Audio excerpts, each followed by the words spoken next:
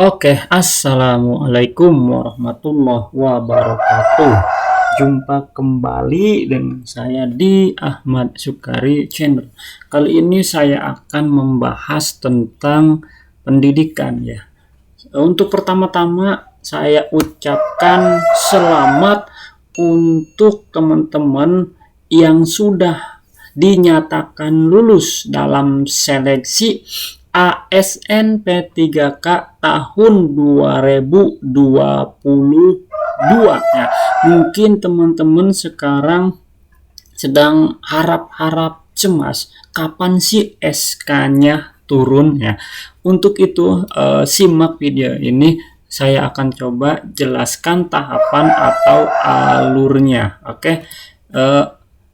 Ini adalah jadwal dari seleksi guru ASN P3K ya. Dari poin 1 sampai poin 7. Saya akan mencoba bahas untuk poin 1 sampai poin 5 saya tidak bahas, saya akan coba bahasnya poin 6 dan poin 7 ya. Nih ya. Semoga saja dalam jadwal ini tidak mengalami perubahan ya. Yang tadi saya bilang saya akan coba bahas poin 6 dan poin 7 ya. Poin 6 adalah pengisian DRH ya, daftar riwayat hidup NI P3K ya. Itu perkiraan di tanggal 11 sampai dengan 30 April 2023 ya. 11 sampai 30 April 2023. Sedangkan poin 7-nya, poin 7, usul penetapan NI P3K itu diperkirakan tanggal 24 April sampai dengan 18 Mei ya. Dua poin ini yang akan saya coba bahas dalam video kali ini. Lanjut ya, untuk poin yang 6, untuk poin 6 ya, pengisian DRH NI P3K itu rentang waktunya dan sesuai dan biasanya paling mengalami pengunduran itu kurang lebih makan waktu 3 hari atau lebih. Itu pun untuk yang ada mengalami kesalahan dalam pengisian daftar riwayat hidup ya. Dalam pengisian daftar riwayat hidup, mungkin teman-teman yang sudah lulus kemudian begitu mengisi daftar riwayat hidup ada kesalahan nama atau lainnya, maka harus direvisi atau diperbaiki. Atau yang kedua, adanya yang mengundurkan diri setelah lolos dan diterima kemudian ditetapkan, kemudian mengundurkan diri, mungkin dengan kemauan sendiri atau juga mungkin karena yang lainnya ya. Kemudian untuk yang poin 7 ya, yang poin 7 usul penetapan NI P3K ya, harus ada pemberkasan fisik oleh instansi tempat kita melamar, atau setelah pemberkasan kemudian dilakukan pengecekan ya, kemudian pengecekan berkas, dan biasanya pada tahap ini memerlukan waktu yang cukup lama ya, karena harus dicek kelengkapan berkasnya apakah sudah lengkap atau belum. Harus benar-benar teliti dalam pengecekan berkas bagi teman-teman yang sudah lulus P3K. Kemudian di sini setelah semua berkas disetujui oleh masing-masing instansi tempat kita melamar, maka berkas tersebut akan diusulkan ke Korwil BKN masing-masing ya. Dan tahap ini juga memerlukan antrian yang panjang.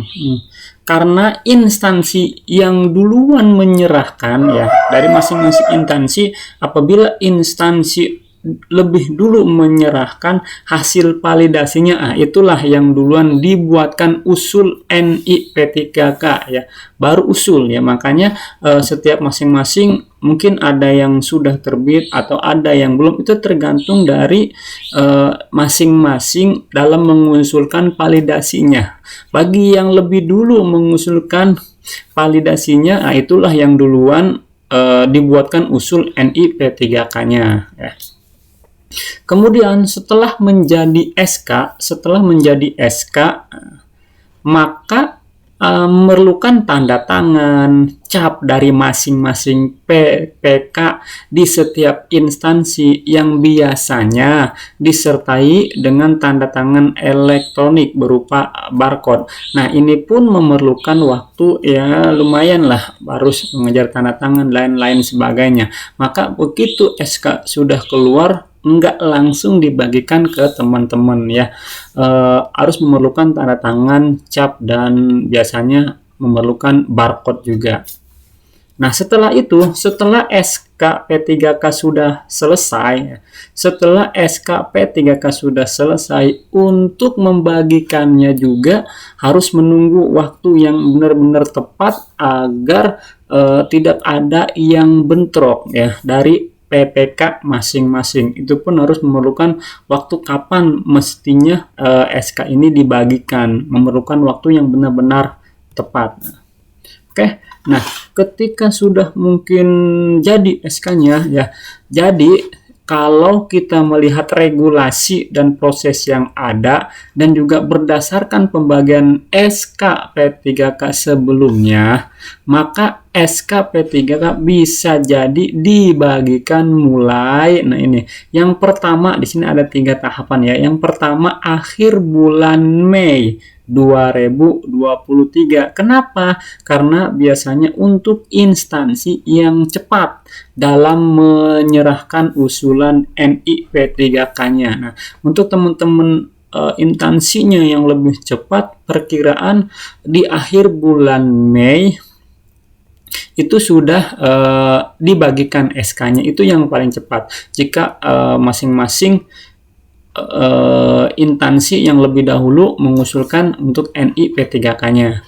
Kemudian yang kedua, perkiraan antara bulan Juni sampai dengan bulan Juli 2023. Nah, ini adalah waktu yang standar. Apabila mungkin ketika di Mei belum kelar dalam pemberkasan atau dalam pengusulan NIP3K, maka diperkirakan bulan Juni dan bulan Juli ini adalah waktu yang standar untuk pembagian SK P3K. Perkiraan memang yang sering banyak adalah Juni sampai Juli. Nah, kemudian yang ketiga antara bulan September sampai dengan November 2023. Nah, ini untuk instansi yang memang lama atau terakhir dalam menyerahkan usulan NIP3K-nya. Jadi inilah regulasinya. Perkiraan ada yang tahap pertama mungkin ini adalah yang cepat ya di bulan Mei. Nah, antara bulan Juni dan Juli inilah waktu yang standar dalam pembagian SK. Nah, untuk yang September sampai dengan November mungkin dalam pengusulannya banyak pemberkasan yang harus dilengkapi. Mungkin banyak juga yang mengundurkan diri, atau mungkin juga dalam pemberkasan banyak yang mesti direvisi ya. Jadi SK-nya pun lama untuk dikeluarkan. Oke, demikianlah informasi kapan teman-teman dalam menerima SK P3K untuk yang sudah lulus ASNP3K. Saya ucapkan selamat, semoga bisa manfaat, semoga bisa menjalankan tugasnya dengan baik. Untuk teman-teman yang baru bergabung di channel ini, jangan lupa klik tombol subscribe, like, komen, dan share bagi teman-teman yang membutuhkan. Oke, kurang lebih mohon maaf. Assalamualaikum warahmatullahi wabarakatuh.